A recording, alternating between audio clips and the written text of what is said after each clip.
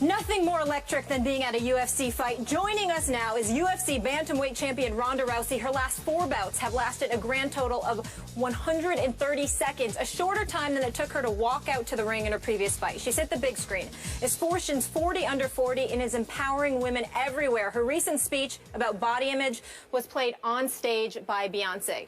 And now Ronda, in another undefeated UFC champion fighting out of Poland, the strawweight division, Joanna Jedrzejc, I hope I got that right, are making history, co-headlining UFC 193 in Melbourne, Australia, November 14th. Ladies, this is such a treat.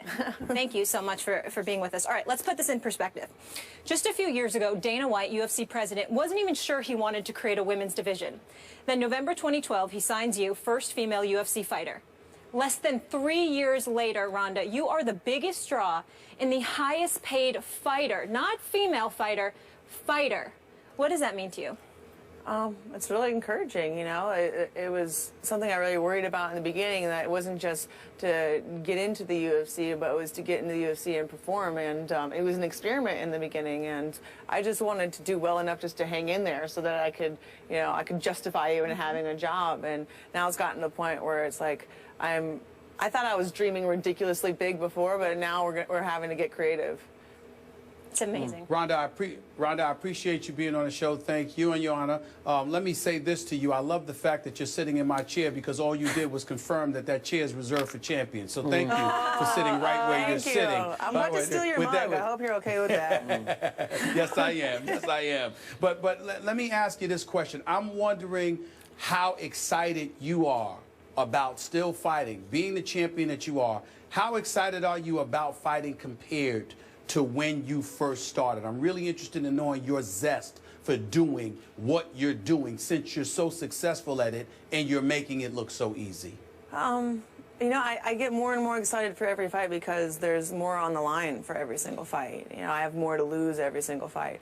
And it's not about the individual fights anymore. I'm thinking about, like, everything as a whole, and like really having a legacy. And I want to be the one that retires undefeated, and every single one of these matches is just, it's one step along the way. It's not like I have to amp myself up for one person after another. I'm so amped up to really attain this goal that very precious few people have ever been able to get, that, you know, I don't even know why people even ask me, how do you get motivated? I am motivated like I am blonde.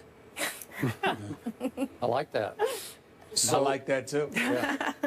Obviously, you continue to annihilate opponents. Can you describe to us the zone you were in, say, 5 minutes before a fight? Where are you mentally, psychologically? Do you even know where you are, or are you just lost in that zone? No, mentally, I feel like I'm back where I belong. I know that I deserve to win, and that I'm the best at what I do, and that it just seems like all the time that passed between the last time I fought wasn't even there.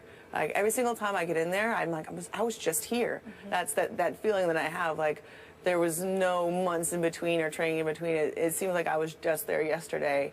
And I don't know, it just goes back to when I was a little kid. My mom would, she would catch me sitting in front of the score tables and like playing like little hand games with all the kids I was about to fight. And she would grab me and put me in the corner and be like, sit there and think about winning. And she would like purposely get me to like focus and not to be distracted, and like learn how to focus myself before I went out. So are you way up for a fight, or do you try to gear down and keep your head straight for a fight? Yeah, I mean, my heart is beating out of his chest. I mean, you're in a crazy situation, but I know that the more stress there is and the more crazy the situation is, the better that I am. So I don't consider it a bad thing. You know, my adrenaline's pumping, and, you know, I'm thinking about a million things. There's so many things going on, but I'm so focused because I'm so sure that that's when I'm at my best. And speaking of you as a little girl, that fight promo with your sister playing you is fantastic. The UFC amazing. Killed it with that. Joanna, I want to focus on you, though. You're on a 10-fight win streak. Absolutely incredible. Talk about being in the zone. I've covered a lot of UFC weigh-ins. Your stare downs, can we see those please, are some of the best in the business. What is going through your head when you get in your opponent's face like that? They're tremendous. It's just me, you know, emotions, so I'm natural, but it's some story about, you know, I had some fight in Suriname. There were some half Dutch, half Suriname girl, so she said live on TV that I'm little girl and she gonna beat me. And so I was like, okay, I'm ready, let's do this. So she was kind of short. So I went down and I bring her eyes higher, and that's why I'm doing this, you know, but it's all me, all emotions, so yeah. I love it, up in her grill. Stephen A. No, I'm just, listen, I'm just happy that they're both on the show. I just wondered, like, I see so many, we make so much of guys where they go into the ring and they're not just about trying to win.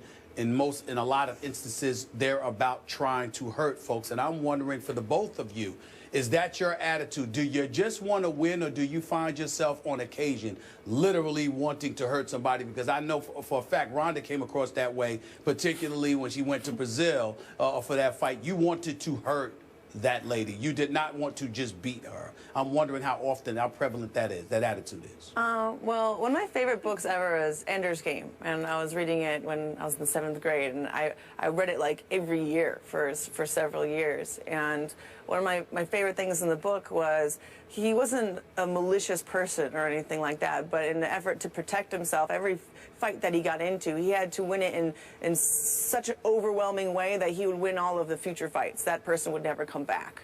And that's kind of what I'm trying to do. You know, I'm trying to win in such a big way that person, all of their hope of ever trying to come back ever again is just crushed. And it's better for both of us because, you know, that one fight, it keeps it from going on and on and on. I'm just trying to make it definite and put a stamp on it and be like, okay, this chapter of your life is over, and I'm moving on. So last time you were here, it's just before the Pacquiao-Mayweather fight, and you picked Manny to win the fight. You divulged you're obviously friends with him and that camp. How did you see that fight, and would you like to see a rematch? To be honest, I was supposed to go to that fight in person. And the day before, I got diagnosed with pneumonia. Oh. And so, yeah, I was on all kinds of medication that, like, caused drowsiness. And I was trying my best to watch it, and I fell asleep, like, 5 times. I had to, like, keep getting woken up again, and then I would pass back out. Maybe it was best that you passed out. I think some other people pass out a little bit, That's too. what I've heard. So I don't know if I would demand a rematch, but, you know, I can't really say firsthand because, you know, I was literally, like, it was the worst, like, the most sick that I could ever remember being. Wow. Yeah. Fair enough. Look at this, Skip. Joanna, how has Ronda impacted your career, being the first female in the UFC and opening doors for women like you that are now being so dominant in the sport?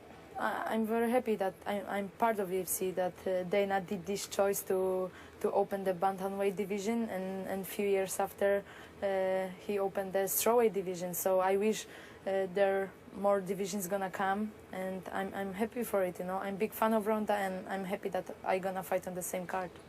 It's going to be amazing. Thank you guys so much for being here. This is awesome. November 14th, another first, 2 women co-headlining, so it's going to be amazing. Melbourne, Australia.